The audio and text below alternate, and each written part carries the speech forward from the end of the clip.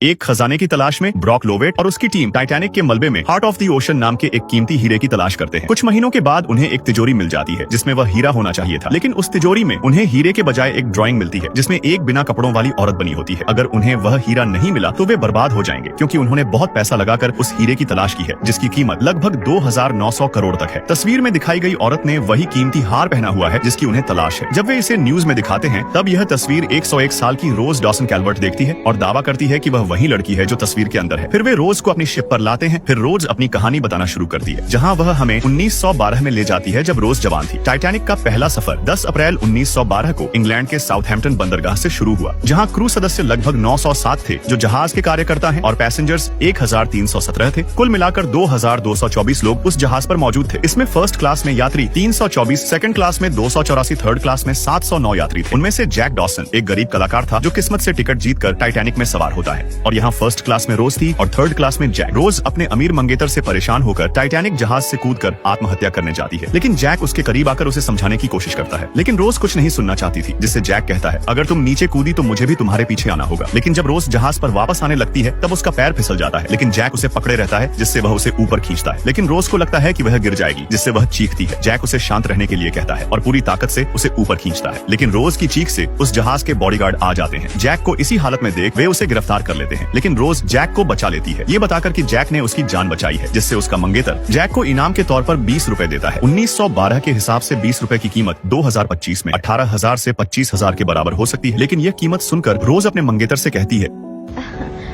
अपनी प्रेमिका को बचाने की बस इतनी सी कीमत। शायद कल रात का डिनर तुम हमारे साथ करना चाहो।